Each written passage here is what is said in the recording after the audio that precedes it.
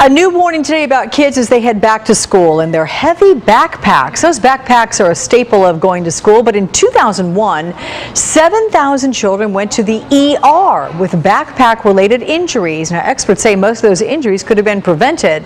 Dr. David Borenstein is the author of Back in Control, a conventional and complementary prescription for the elimination of back pain. Dr. Borenstein, with a very good morning to you. I'm curious how serious an issue this is, because I don't remember it being such a problem when I was a kid, back in the dark ages. It is a problem now, because most of the time kids are using backpacks as the main way that they're taking their books and computers and water bottles to school, and they don't have as many lockers to put all that material away during the school day, so they're carrying more of these books throughout the day. Yeah, okay, let's look at some of the guidelines out there. Make sure that backpacks weigh no more than 10% of a child's body weight. A couple other ones: make sure the child always uses both straps. The backpack should not hang more than 4 inches below the waist.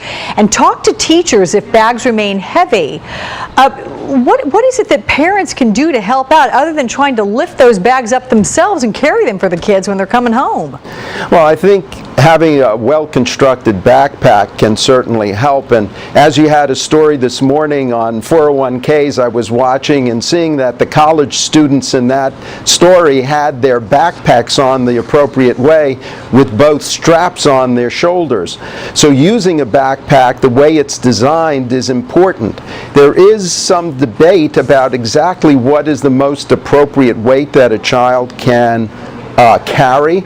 If you can get a backpack that is only 10% or less of their body weight, that is usually considered a safe amount of weight. But the reality is, if you actually weigh them, they end up being 10 to 20%. The closer you can get to 10, the better it is. And of course, actually wearing it the appropriate way does help, as opposed to slinging it over one shoulder. Now, doctor, if a child does start experiencing back pain, what's the first thing parents need to do to try to help alleviate things? Is there anything they can do at home before they have to go see a doctor or the ER? Well, I think they really need to find out and talk to their kid. How are they using the backpack during the day? Luckily, being young, if you can in fact change the way they're carrying it or lightening their load, they can in fact get better. And that's the good thing about being a child. Luckily, they recuperate pretty quickly if you're able to change the dynamic in the way they're using their book bag going to school. Any special backpacks out there for kids who have injuries already, be it due to sports injuries, things at school, or by carrying backpacks?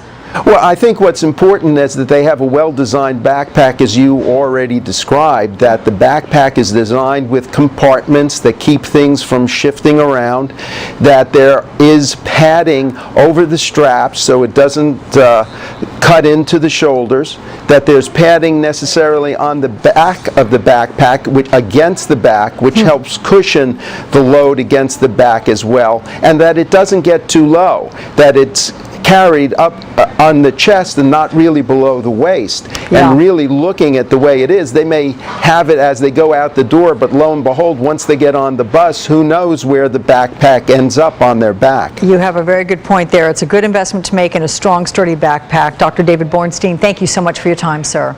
Thanks for having me.